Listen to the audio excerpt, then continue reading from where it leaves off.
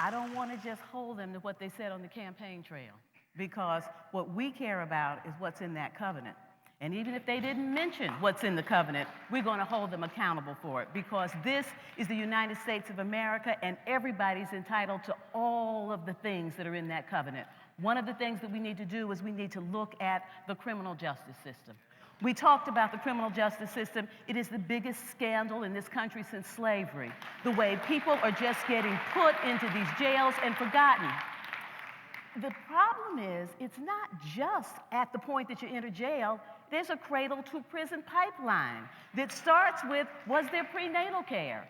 Was there a chance for early childhood development? So we know how to measure it. We know how to look at what's there. We know how to know whether or not we've made progress, and whether they spoke to it on the campaign trail or not. Once somebody takes office, what we want to know is, are you doing right by everybody? We need to make sure that when money gets spent in this country, that we're bringing an equity analysis. Pastor Mayo, got time? Would you like to respond to that? The answer to that is your local church. Men in the church have to step forward, receive these men in. We receive them into our ministry. We nurture them. We help them find jobs. You can find a job. Having a felony in your background, it limits you, but it also gives you great opportunity, because if you can't go to work in corporate America or at the burger place, you can start your own business. Let me ask right quick, by show of hands, how many of you belong to a church that has a prison ministry? I'm just curious, that actually has a prison ministry. We need more hands in answer to that question next year. So if you care about this issue and you belong to a church, inquire, even if it's not your expertise. Pastor, is it possible for us? Do we care enough to establish in this church a prison ministry? Former State Senator Cleo Fields, from a public policy perspective, answer that question right quick. Public policy, real quickly, start with restoring their voting rights. There's too many,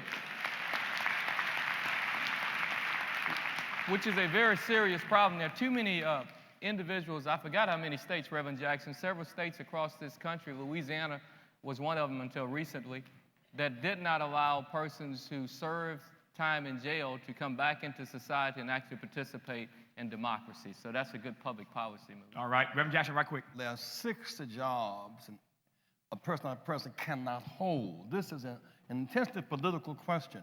You can't be a policeman, or you can't work at a hotel. You can't work at the hospital.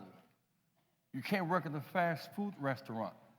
And so this covenant must come down, Tavis, to a bottom-up, state-by-state fighting to change political laws that 75% of those that come out return, because when they re-enter, they have 25% life options. So therefore, the prison system is built upon recidivism, not just upon first act. Yeah, please go ahead, Commissioner. Under the theory of Title VII called disparate impact, we've started to prosecute companies that have the kind of restrictions based solely on arrest and conviction records that the Reverend spoke of.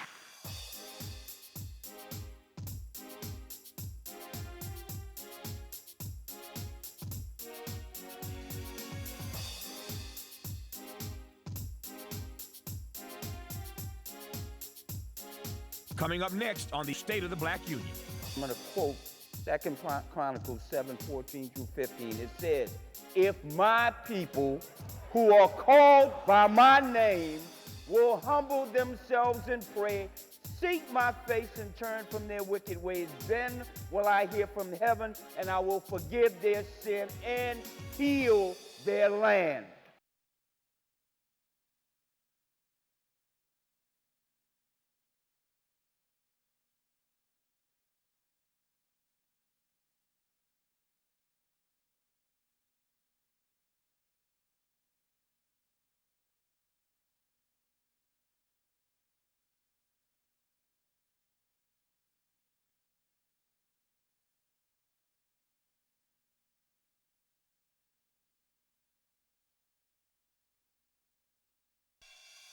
We continue on the 9th Annual State of the Black Union.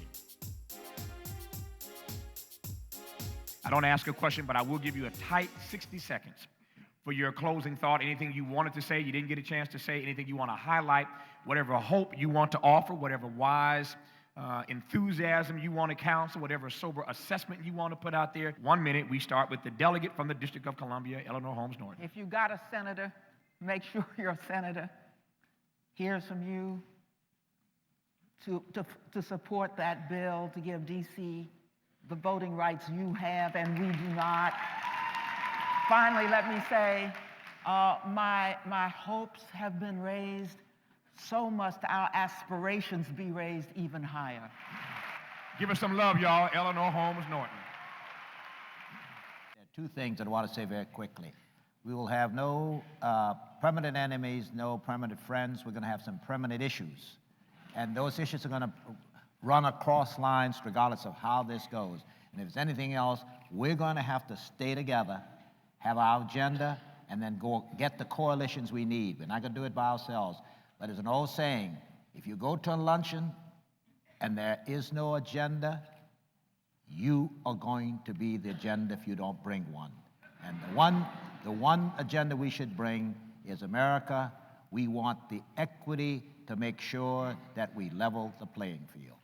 Please thank the longest-serving college president in the country, Dr. Norman Francis. I'm so happy that we're having this conversation here in New Orleans. New Orleans suffered so much in 2005 and continues to suffer. But the one thing you can know is that because of New Orleans, you actually pulled the blanket off of the inequality, the hurtfulness, the neglect that was going on in this country. And you have actually transformed the conversation that we're having politically. It is because of your words, your strength, your dignity, that we are determined as a nation not to forget the shame that we felt when we saw what was happening here. Thank you. You know, sometimes things happen in history that set you in a position to do something special. And I think the aura, everything that happened with Katrina now has our country positioned to go to a different place. The only way we get there, though, is if you vote. There were way too many elections that are won by 15% of the people going out to vote, 20%. Let's make this election a testament, especially in Black America, that 80 to 90% of every person who's registered to vote registers. What is it going to take to do that? You have to grab somebody, you have to call them, you have to admonish them, and you have to make sure that they vote this November. God bless. Please thank the mayor of this city for hosting us, Ray Nagin.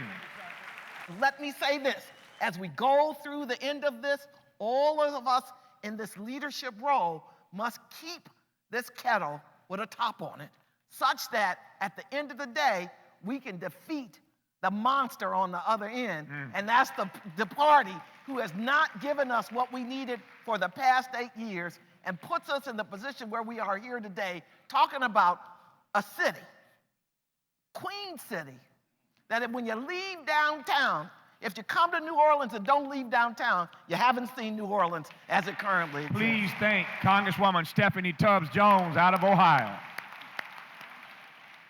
Pastor Mel, a 1-minute closing thought. Yes, sir.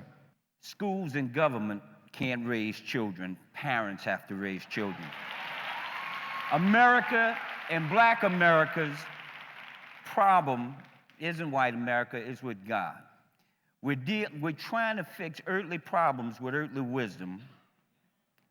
When the rule of God's law is missing, chaos replaces community.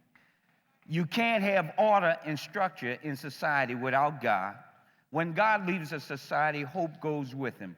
And I'm going to quote 2 Chronicles 7:14 through 15. It says, "If my people who are called by my name will humble themselves and pray, seek my face and turn from their wicked ways, then will I hear from heaven and I will forgive their sin and heal their land."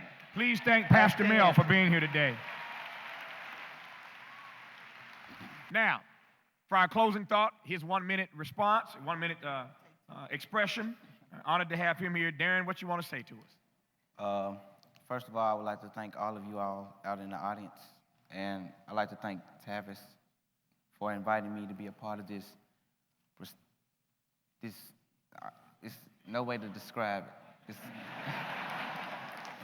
But it has inspired me to be to improve myself and my community in which I live. And I would do so by following the steps in the covenant with Black America. Give that boy some love. From Memphis, Tennessee, Darron Boyce. Darron Boyce. Now, let me ask you to show everybody on this stage some love for having been here this morning. Did you enjoy them? Show them some love.